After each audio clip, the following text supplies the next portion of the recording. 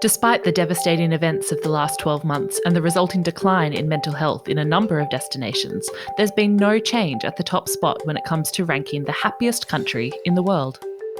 The annual World Happiness Report, issued by the UN's Sustainable Development Solutions Network, makes headlines every year with its rankings of the happiest countries in the world.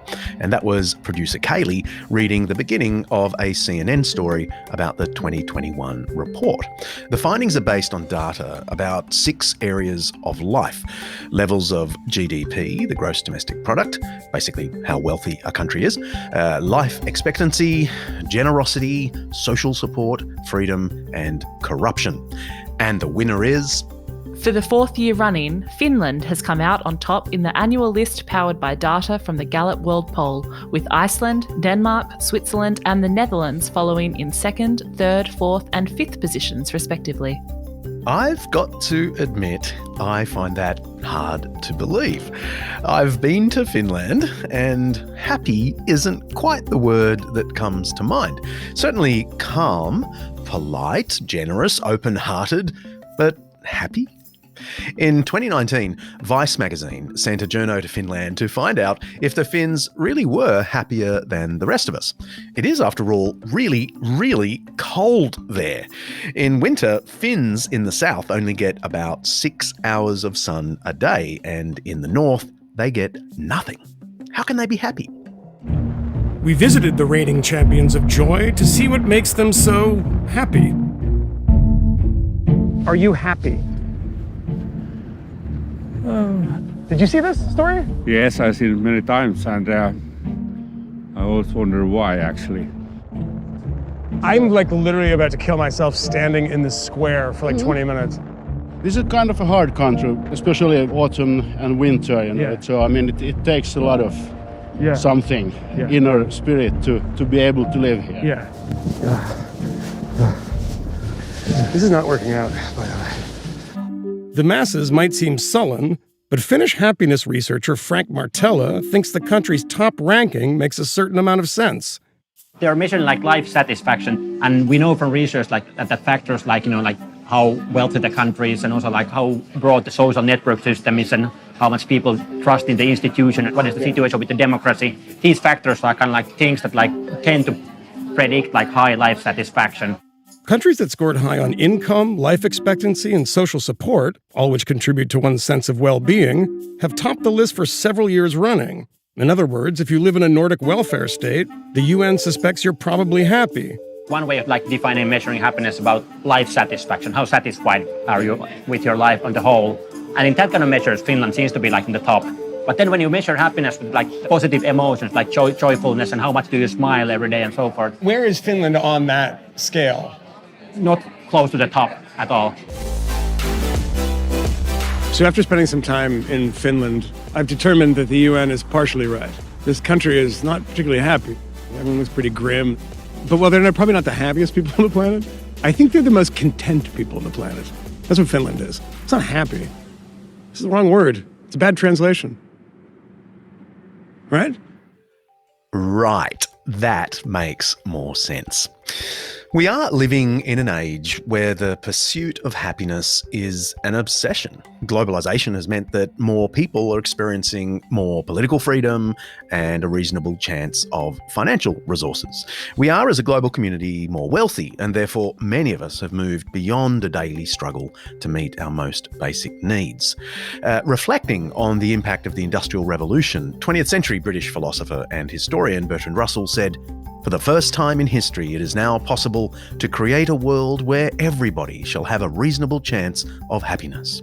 We are now more able than ever to consider whether we are living a happy life. It's part of the self-consciousness of our culture. The self-help aisle of your local bookstore is testament to that. But one of our guests today, the great Miroslav Volf, reminds us that there is a difference between life going well, which triggers those feelings of happiness, and living life well.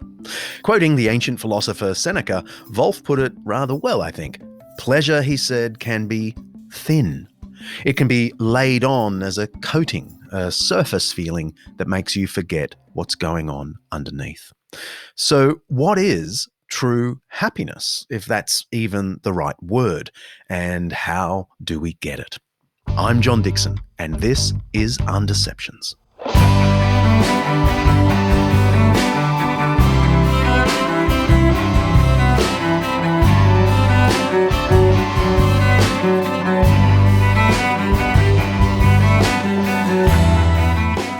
This season of Undeceptions is sponsored by Zondervan Academic. Get discounts on master lectures, video courses, and exclusive samples of their books at zondervanacademic.com/undeceptions. Don't forget to write Undeceptions. Each episode here at Undeceptions, we explore some aspect of life, faith, philosophy, history, science, culture, or ethics that's either much misunderstood or mostly forgotten. And with the help of people who know what they're talking about, we're trying to undeceive ourselves and let the truth out.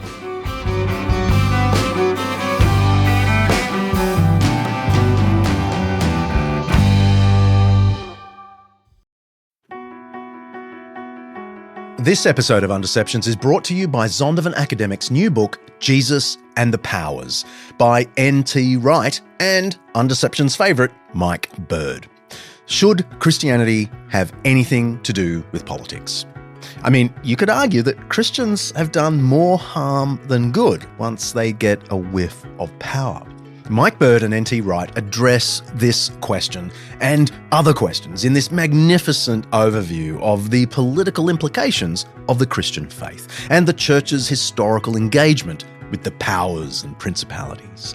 They shed light on current geopolitical events and ask, what would it look like if there were a faithful Christian response to crises like the Russia-Ukraine conflict, the China-Taiwan tension, political turmoil in the US, UK and Australia, and the problem of Christian nationalism. They build a pretty convincing case that Jesus' teaching about the kingdom of God confronts all forms of power, Christian and atheist, and calls on us all to support a pluralistic democracy where everyone, regardless of religion or irreligion, has a role to play in working toward the good of society. Whether you're a believer or a skeptic, I'd say this book will be an eye-opener. You can order Jesus and the Powers on Amazon, of course, or head to zondervanacademic.com/undeceptions to dig a little deeper and see if you really like it. That's zondervanacademic.com/undeceptions.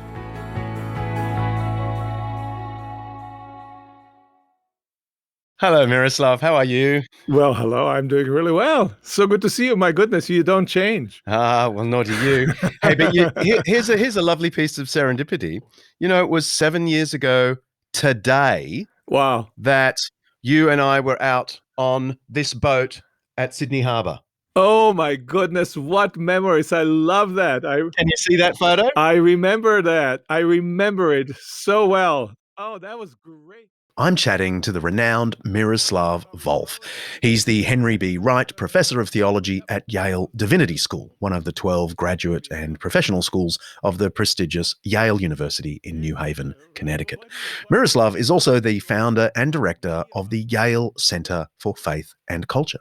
You are considered one of the great theologians of our day, and your teacher, indeed, Jürgen Moltmann, was one of the great theologians of the 20th century. But to some of my listeners, Miroslav, that's not a compliment because theology, it's not even a discipline. If we don't even know if God exists, how could the study of God be a valid academic discipline? Do you have a defense of theology for us? Well, it's not just some of your listeners.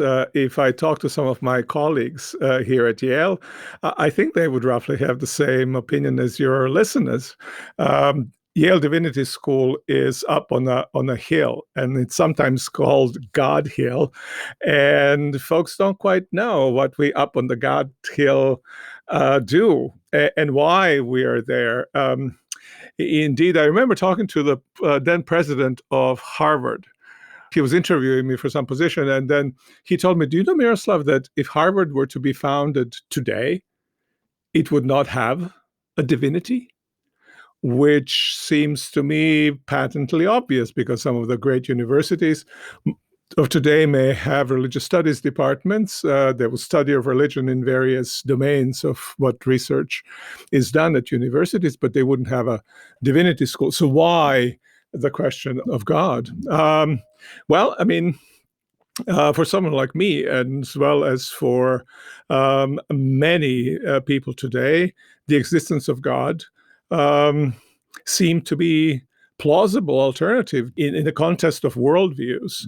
And it seemed that also has had historically, when I think about Jewish monotheism, profound cultural impact, so that we can't even think about our modern world today without reference to the belief in God. So I'm interested in God both because I believe that God exists, and if God exists, God then concerns me in an ultimate way.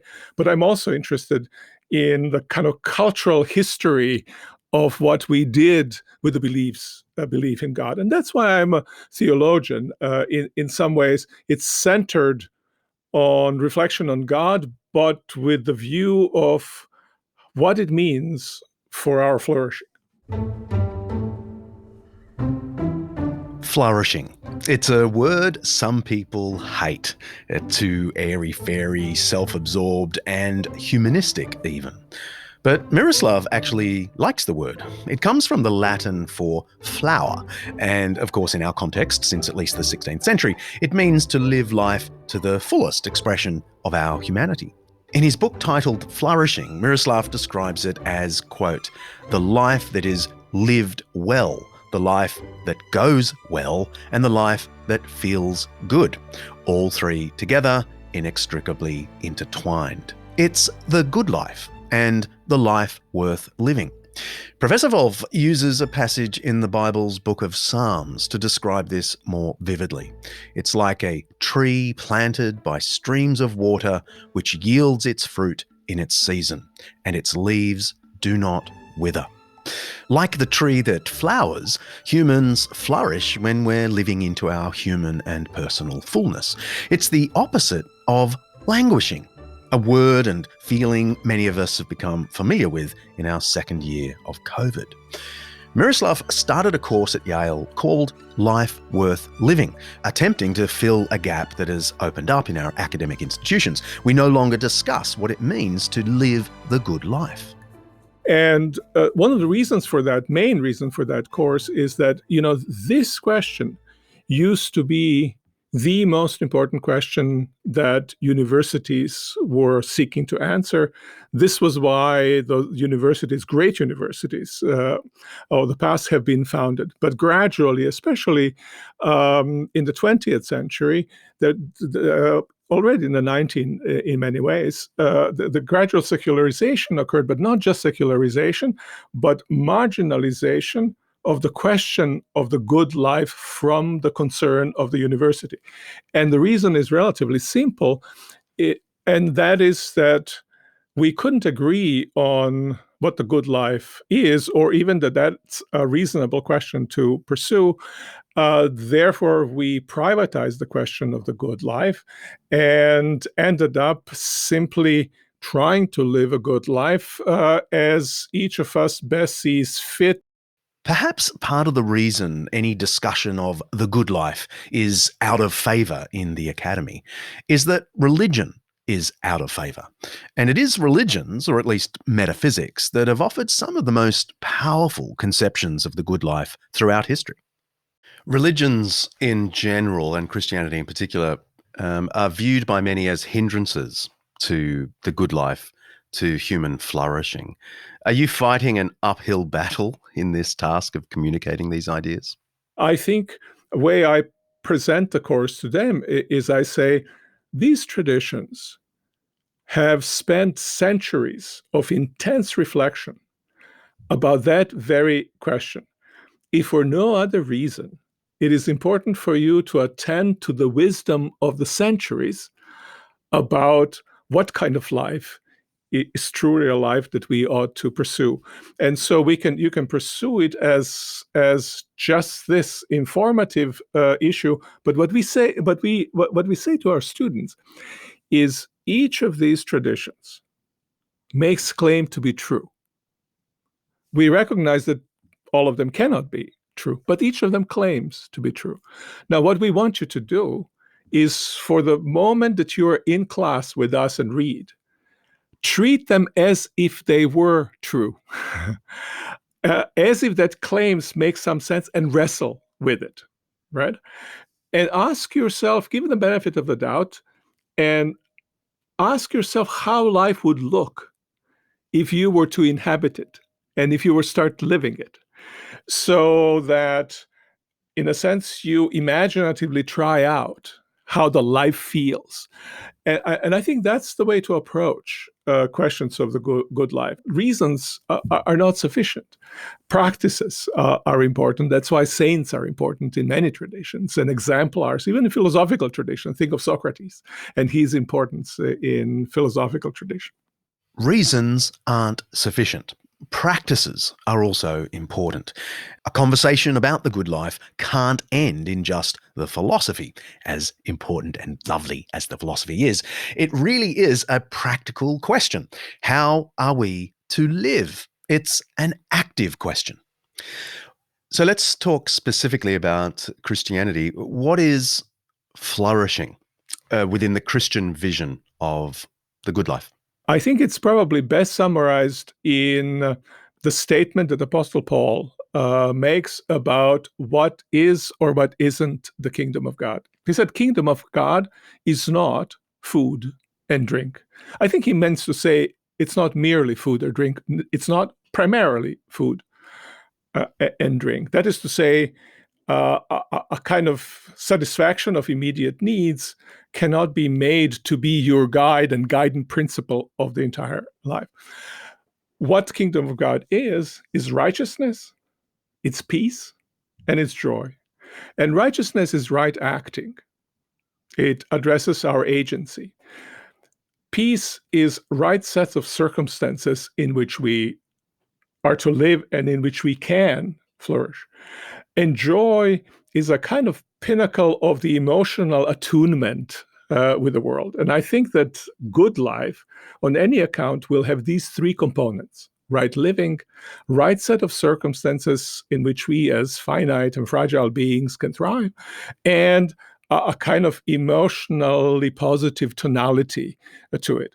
And then discussion becomes, what's the relationship between those, and what's the content of each of these aspects? Those are the three formal components that make up the good life. Your circumstances make you feel that life is going well. You have agency to make decisions that you think are the right ones. And life feels right. That's the emotional element. And Miroslav argues that all three of these components work together. They intertwine and inform one another to make the good life.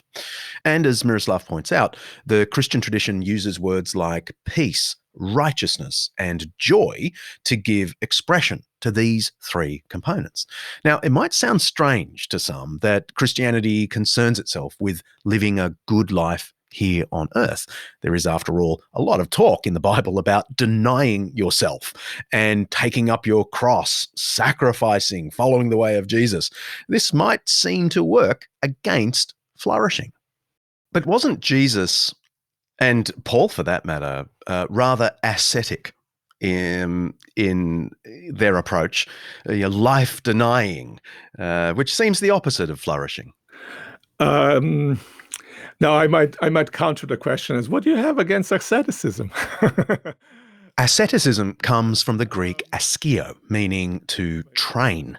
It's the practice of discipline, basically, in pursuit of a higher life. So denying sensual pleasures like food, sex, and entertainment in order to achieve some greater good. The word came to be associated, in the West anyway, with nuns and monks who renounced everything for Jesus.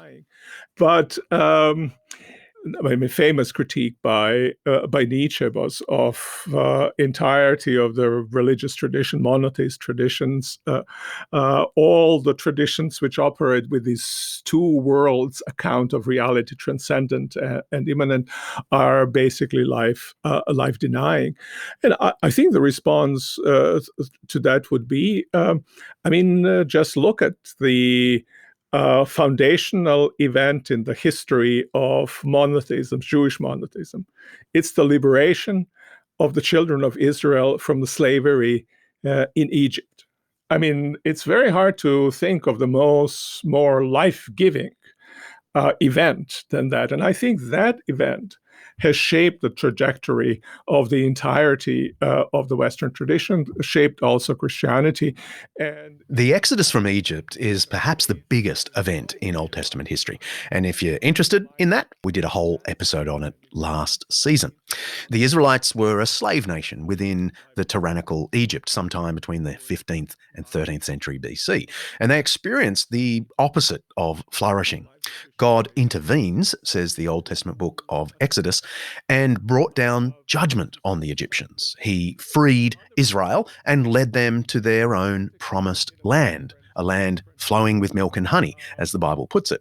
And so the people of God entered into what the Hebrew Bible calls shalom, a word often translated simply as peace. And today in modern Hebrew, it's basically just how you say g'day. But the word really means peace, welfare, health, and prosperity rolled into one. We might even say flourishing. So back to Miroslav. And in fact, Christian faith is in no way life-denying, but it's life-enhancing, and it leads one into what one might describe the fullness of life. Gospel of John uses the word life abundant. Now, here's the full verse from the Gospel of John, chapter 10, verse 10. The thief comes only to steal and kill and destroy, said Jesus.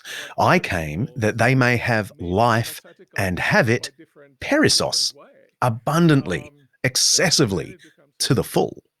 I love my listeners to hear you unpack the idea of experiencing life and the world as a gift. What do you mean by that, and what difference would it make? Yeah, to me, that's a really fundamental question. I think one of the great problems of our time is what I think, leaning on Karl Marx, George Lukács, Hungarian Marxist philosopher, has called reification, where relationships that we have, indeed, you can extend it and to make an argument, as some sociologists have, all relationships in which we find ourselves have increasingly become reified. We treat everything that surrounds us as a mere thing to be made serviceable to our needs. And I think one of the great ways to counter this is to think of everything that we encounter as a gift. And we think about it, if we think of it as God's creation.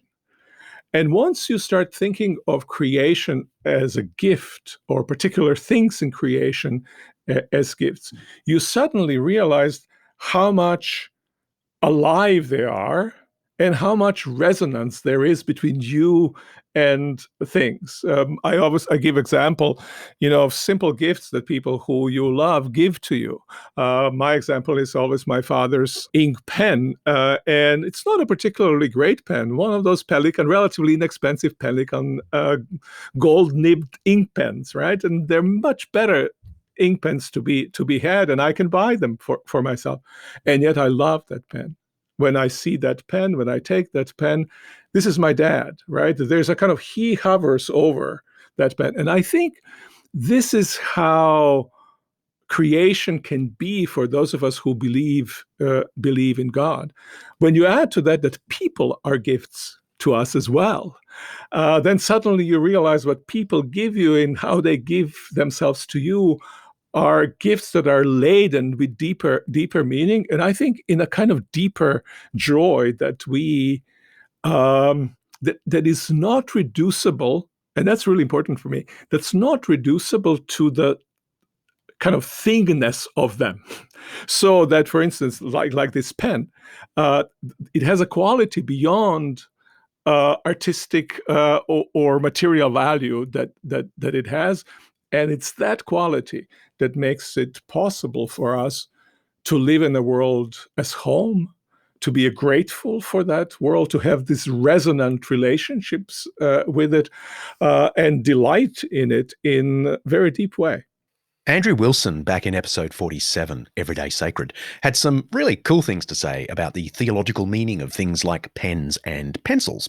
You might like to check that out. An atheist might respond, Miroslav, by saying, but I experience joy and wonder just in the thing. In a way, you are denying the thing by saying it has to have this transcendent, sort of miraculous valuation of the thing. I just love the thing, and all there are things. Well, it may be that from certain perspective, or all there are things. And certainly, I can think that there are enjoyments to be had in things, qua things. My argument would be, twofold. One, well, let's argue about the existence of God and presupposition for the whole thing. But let's, on the other hand, bracket that for the moment, and then simply ask kind of phenomenological experience of the world. And once you ask that question, I think that it becomes clear that if you have this dimension of kind of the presence of a beloved other in things that you encounter, the things acquire deeper value for you, because you are bound to them through things, through people, and you're bound to people through things which are a bridge between the two of you. To me, that is that is wonderful thing. The other example that I give, if I eat my mother's chocolate cake that made by the recipe that I make it, and I eat it on the table where she sat, and follow the recipe and eat it with my friends and family who have known her. I enjoy that cake, even though it might have even though it not just might, even though it is inferior in quality to anything that a great chef might produce and make. There's no contest in that. So the whole idea is that the thing can have an added value. So we can enjoy things, obviously, but we can enjoy them more. Transcendence doesn't make the thing less. You would argue it makes it more. Can we flourish alone? Some people are just pursuing self-help, fitness, good food, maybe a small circle of friends. But basically, I can have individual flourishing. Yes, people try that, and to a certain extent, I suspect people can, and people do flourish. Now, for me, the important in this question is raised. Important is the question of agency and also responsibility. And I want to say that there's something deficient about my simply slipping into the mode of flourishing while closing my eyes, that so many around me are actually deeply languishing. Now, that's a value judgment. That's a value judgment which says I ought to be concerned for other people. Now, if you share that a value judgment, then it would seem that you would have to conclude, I will not fully flourish until all people are flourishing. Which means that for the most part, we all live in a partly false life. And the question is, what does it mean to live rightly in the false life? And some people might say, well, that's just to care take care of myself, my own physique, my own health through exercise, food that is healthy. That's what it means to live true life within the false life. Or you can say living true life in the false life means both attending to one's own needs, but also extending oneself in certain way, in ascetic ways, toward those whose needs need to be met. So a big paradigm for a truly flourishing life is a man by the name of Francis, who has a prefix saint attached to him, who was married to Lady Poverty. But he exuded this incredible joy, which was all in helping other people come to experience flourishing, also under conditions of deprivation. Francis of Assisi lived in the 13th century. He belonged to a wealthy Italian family and lived a rather rebellious youth of partying and drinking. He then became a soldier and confronted death on the battlefield. It really affected him. He experienced some kind of post-traumatic stress. It caused him to wonder what life was really all about. And according to his own account, it was facing poor lepers that caused him to reconsider his whole value system. Once upon a time, he used to mock the local lepers. He'd be with friends and he'd pinch his nose whenever they passed by, and he'd laugh out loud at them. One day, though, after a period of reflection, he says instead of feeling disgust at this group of lepers that approached him, he was overwhelmed with a feeling of love for them. He couldn't understand why, and he eventually interpreted it as a miracle designed to show him God's love for the unlovely, even for Francis. And as a result, he devoted himself from that moment on to the practical spiritual life of preaching and caring for the unlovable. His father freaked out and tried to force him back into the family business, but Francis wouldn't have it. He'd experienced a divine human love, and it filled his heart with joy. The trivial happiness of mere wealth or pleasure or status actually became disgusting to him and life-sapping, the way he used to think of leprosy. The famous Franciscan vow of poverty that he later developed for the brothers and sisters in his religious order was actually designed to embody his original conversion experience, that mercy and love, not wealth and pleasure, are the real stuff of life. The near contemporary sources we have for Francis make clear that he was not a dour, severe ascetic in that cliched sense. He exuded a joy that was infectious. Go figure. This is precisely what I wanted to ask you next. Does all this talk about flourishing ignore the sadness and evil of the world? In other words, is this journey you've been on, to articulate flourishing, is it really just a middle-class luxury? It can be that. And I think for many people, it ends up being that.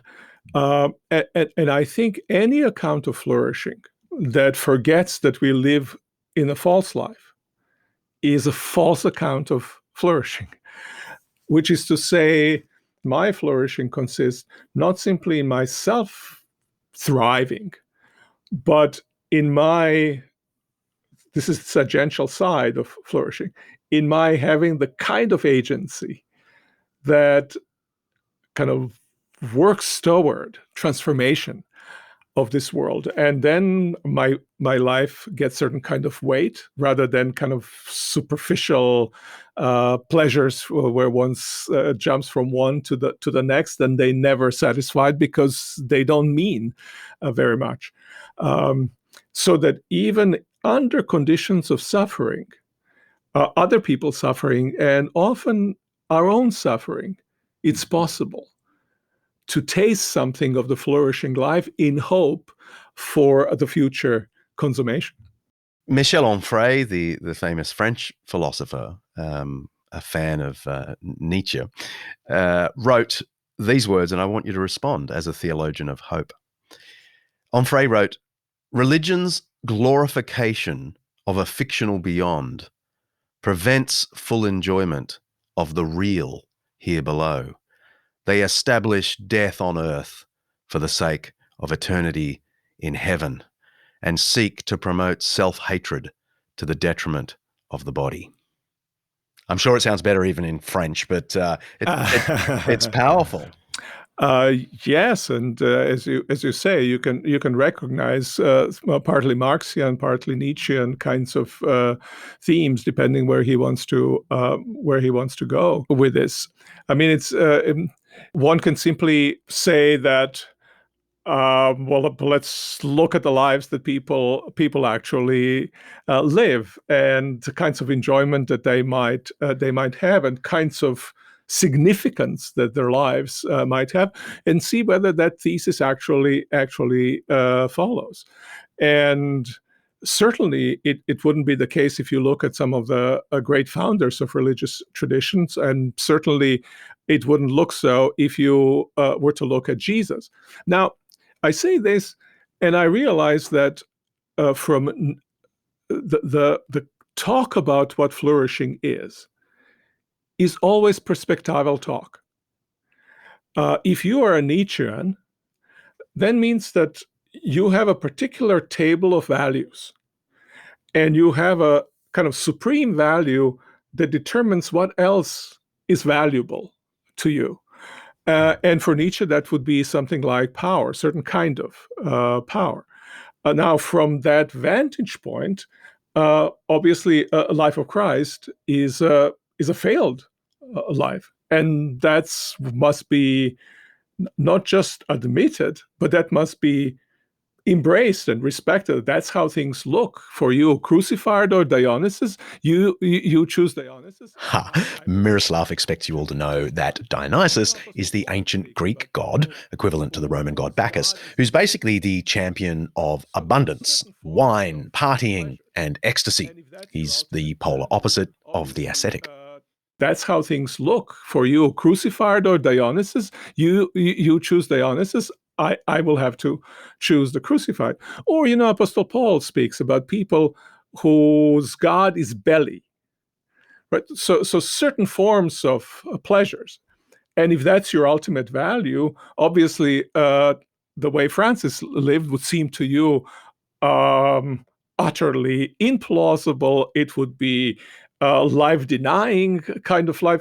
And if you talk to Francis will say, with stigmata and everything else, this is the best of lives that I could possibly live. And his infectious joy about just that kind of life is a testimony to its power. So some of this is a matter of perspective, and there would have to put them side by side, compare, and also live with the idea that not all people will share the same ultimate account of what's truly valuable. Tables of values differ. With so much difference in these values, is it possible to develop an idea of human flourishing that crosses religious and cultural divides? Our next guest is trying to do just that after the break. So Tyler, tell me about the Harvard Human Flourishing Program. Some might feel it sounds a bit new agey. Well, the Human Flourishing Program at Harvard was begun 4 years ago. And the idea was to bring together scholars of different disciplines to try to study as rigorously as possible human well-being. That's Tyler Vanderwheeler, and you might be familiar with his cameos across various other episodes last season. I find him so impressive that we showcased his research right across different episodes.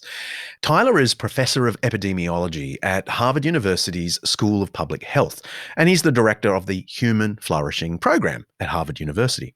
He holds degrees from the University of Oxford, University of Pennsylvania, and Harvard University in mathematics, philosophy, theology, finance, and biostatistics. he's a complete nerd.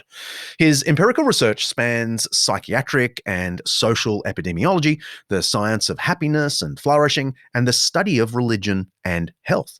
He's published over 300 papers in peer-reviewed journals and is the author of 3 major books, his latest being Measuring Wellbeing with Oxford University Press, and it came out just this year. All that's to say, he's made it his life's work to study what it takes to flourish and then how to replicate that on a societal scale. We study very well physical health, say, or what are the determinants of income and wealth. But other, less tangible aspects of well-being, like meaning and purpose, or like character and virtue and trying to be a good person, or social relationships, these things, I think, are not as well and as rigorously studied. So we try to both use the most rigorous empirical methodology possible, but unite that with the rich traditions on these topics from philosophy, from theology, from the humanities, to try to understand how to bring about human well-being or human flourishing. So that's the motivation. That was the goal of the formation of this program. But aren't these topics themselves somewhat subjective? I mean, it's one thing to work out heart health. It's another thing to work out meaning health. Yeah, there is a strong subjective component, say, to having a sense of meaning and purpose in life. And so much of the data that we make use of does rely on self-report. Do you yourself feel that you have a sense of direction and purpose in life, or that your life is meaningful, or that your activities are meaningful? And there are different nuances to these different sorts of questions. And then we do try to study what gives rise to that sense of meaning, because although it's subjective, it's something people very deeply care about. And believe it or not, we try to do the same things with questions of character. And there can be concerns about self-report. How well do people really know and understand who they are? And so we do also attempt to study more objective features in addition to the subjective. So while we'll ask people questions about character, we'll also ask them how often they volunteer, say, or do they contribute to various charitable organizations. And I don't think either of these approaches, the objective or the subjective, is on its own entirely adequate. But by bringing the two together, I think we really can gain considerable insight into what the determinants of these aspects of flourishing are, and also the consequences for long term for the individuals themselves and for society. So Tyler is trying to figure out the specific things that make humans flourish, and then how you translate that into policy that leaders can use to make societies better. And his approach is very different from that of Miroslav Volf. Van der Wiele is looking at the empirical evidence for flourishing more than the philosophy and metaphysics. But the data points in the same direction. The understanding of flourishing that we've been using, our working definition, so to speak, is that flourishing is living in a state in which all aspects of a person's life are good. So it's a very broad, all-encompassing definition. And with something so broad, we might wonder, can we really attain consensus on what this is and what this means? And how would we ever go about measuring such a thing? The sort of very notion of what good is going to vary across philosophical and religious and cultural traditions. And so what we've tried to do is to say, well, what is common to these different understandings of well-being or of flourishing? What does seem to be universal? And the argument's not that we can completely characterize what flourishing is, but we can try to identify some of the main domains of life which are included within flourishing. And so in some of the work that we've published, I've proposed 5 domains of well-being or flourishing that I think are essentially universally desired, or nearly universally desired. And the argument's not that these 5 constitute the whole of flourishing, but that whatever else flourishing might include, it would include these 5 as well. And those 5 domains are happiness and life satisfaction, physical and mental health, meaning and purpose, character and virtue, and close social relationships. And again, the argument's not that these 5 exhaust what we mean by flourishing, but that any reasonable conception of flourishing, whatever else it might include, would include these 5 as well. I think each of these domains is, again, nearly universally desired, and each also constitutes its own end. It's sought for its own sake. It's not simply a means to attain something else. And I think those 2 criteria, being nearly universally desired and being an end in itself, can help shape some consensus around what to measure and what to study, even in a pluralistic society like ours. I feel I'm going to have to do a little sideways edit in this show on Aristotle and his notion of happiness as an end in itself. So that's something for me to do later.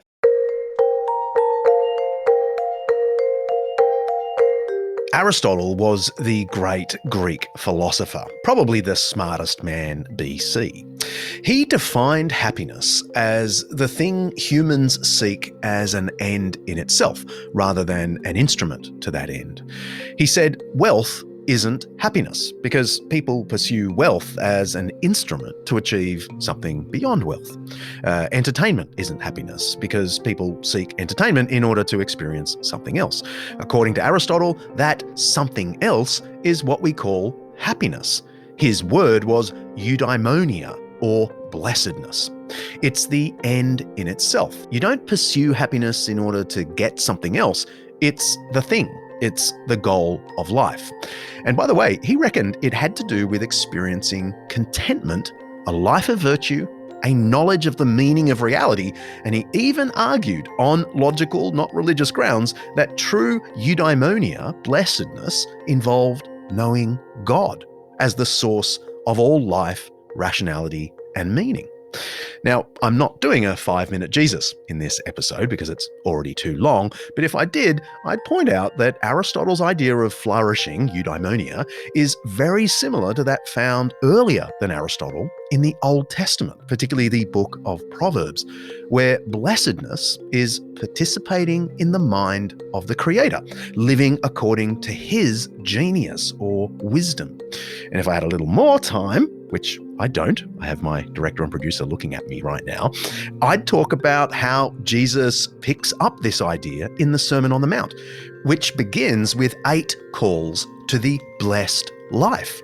Blessed are the meek, blessed are the peacemakers, and so on. And his point isn't that if you're meek, you'll get a reward. If you work for peace, God will like you. No, Jesus' point is that these things are what an authentic life is really all about. When you live in these virtues, you are participating in the mind of the Maker, and that's the goal of human life. You are living according to the Maker's wisdom imprinted on the world, and this wisdom is destined one day in God's kingdom to be the only game in town. Anyway, that's if we had time for a 5-minute Jesus. Back to Tyler. So we've also tried to understand how can we promote flourishing across these different domains. My own discipline is public health. And when we think about public impact, public health impact, when we think about what shapes health at the population level, we often use 2 criteria, one of which is for a particular exposure or phenomena, how common is it? And then second, how large are its effects on the health outcomes that we care about? If something's very common and has large effects, it's going to powerfully shape population health. And so if we look at what shapes physical health through this lens, we end up with things like exercise and good diet and sleeping well and not smoking. And these are important for shaping physical health. But if we broaden our perspective and look at all of these domains of flourishing and ask what affects all of them, the list looks rather different. And so if we ask what is both common and has strong effects on all of these domains of flourishing, the list we've come up with thus far are the following four. First, family and marriage. Second, education. Third, work and employment. And lastly, religious community. Each of these things worldwide is relatively common, and there's empirical evidence from rigorous studies that each of these has important effects across those five domains of flourishing.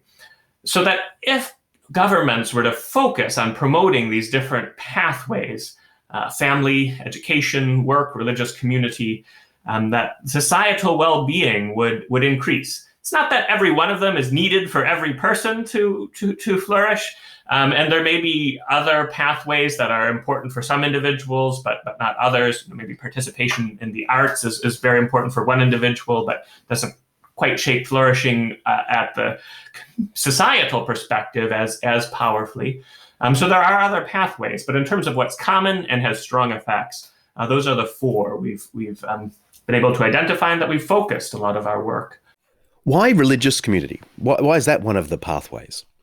So over the last 30 years, there's been a pretty substantial body of evidence indicating that participation in religious community, essentially weekly religious service attendance, is associated with better physical health, greater longevity. One study suggested that weekly participation was associated over the life course with about 7 extra years of life, dramatically lower rates of suicide, five-fold lower, substantial effects on depression, about a 30% reduction in incident depression, closer relationships, both within religious communities, but also outside of religious communities, greater sense of happiness, of life satisfaction, of meaning and purpose, of civic engagement and volunteering. So once again, effects over these different domains.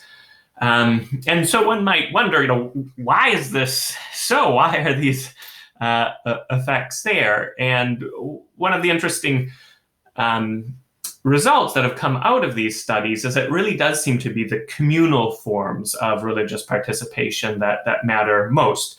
Individual spirituality or prayer or private practices can, of course, be important in one's own understanding and spiritual life and development. But in terms of these other flourishing domains, it really does seem the communal form that is most important. And just popping in here to tell you that Tyler spoke quite a lot about how attending religious services like church impacts your mental health back in episode 38 last season. And he spoke about his research on forgiveness and guilt in episode 39. It is so interesting. Please go back and have a listen to those if you haven't already. That's episode 38 and 39. And if you go way back to episode 5 in season 1, we spoke to an Australian politician and author, Andrew Leigh, about the benefits of religious community, not just on individuals, but on society in general. He's particularly interesting because he's openly an atheist, but thinks Christianity and church life is really the backbone of social capital. And it's not just social support. Social support's important, but it sort of maybe only explains a quarter of the effect on physical health and longevity. So while I do think social support is critical, I think there are other aspects of participation in religious community that really do matter. I think having a shared set of values, I think in addition to having the weekly meeting, having that common purpose, having a shared experience of the divine, of the transcendent. I think all of these things do contribute together, along with a shared set of lifestyles and practices and so on.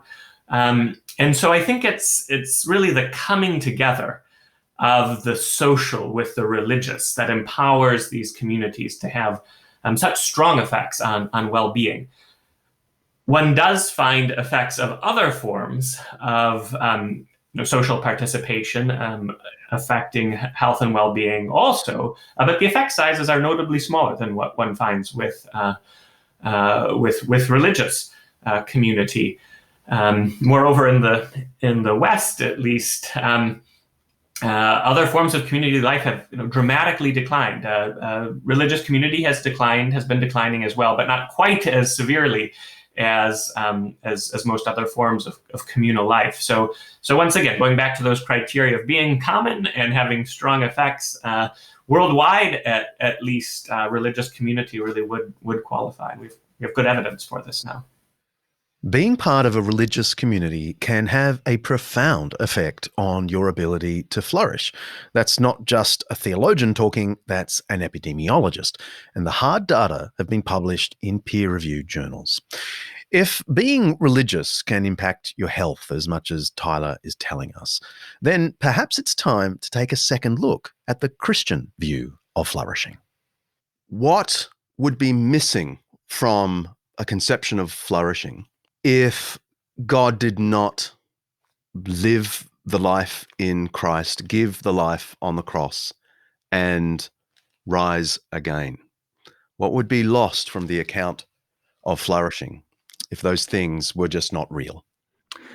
Yeah, those things are just a few that are at the very heart of the Christian faith. Good question.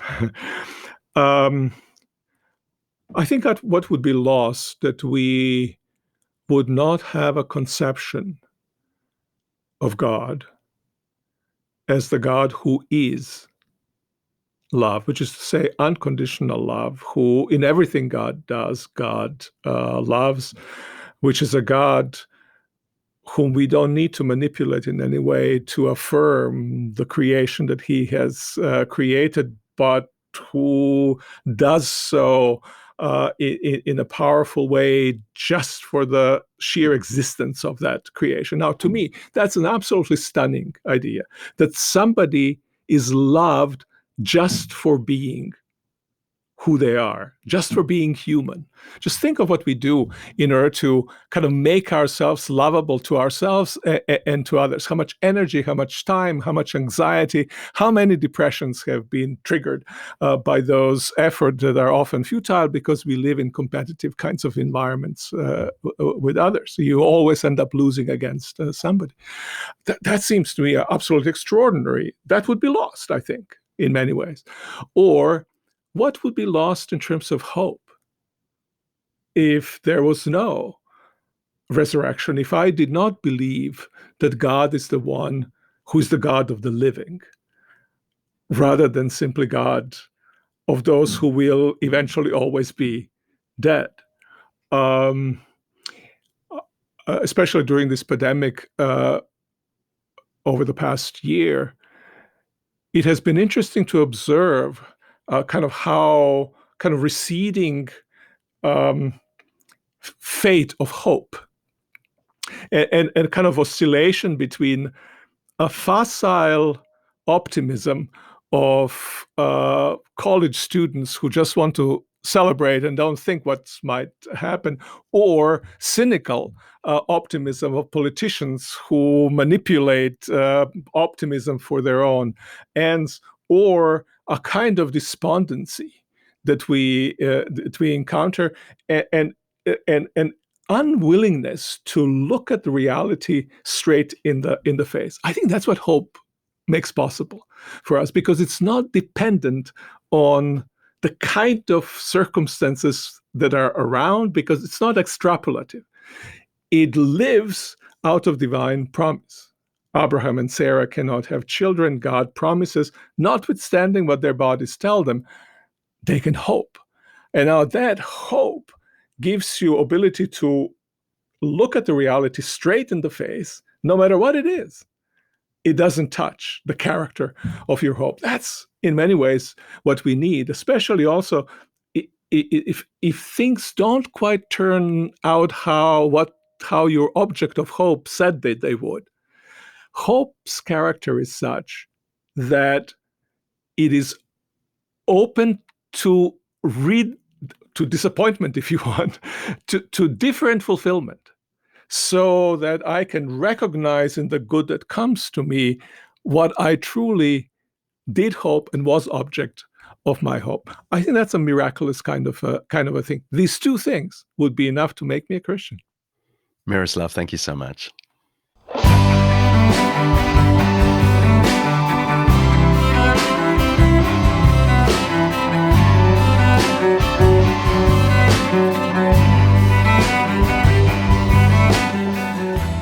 If you like what we're doing here at Undeceptions, can I ask you to head to undeceptions.com and hit the donate button? Pretty much every day I get a little alert here on my phone telling me that one of you has gifted something to the Undeceptions project. God bless you. We're not quite covering costs yet, but with your help, we are making strides in that direction. Anything you can do is hugely appreciated. Thanks so much. And while you're there, feel free to send us a question and I'll try and answer it later in the season.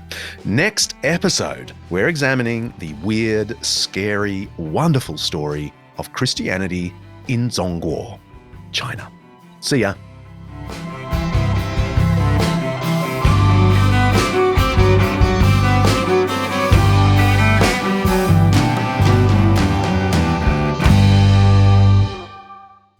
Undeceptions is hosted by me, John Dixon, produced by Kaley Payne, and directed by Mark Happy Hadley.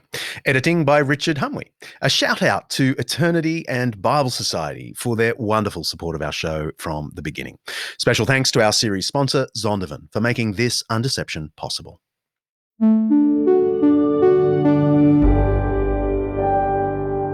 Undeceptions podcast.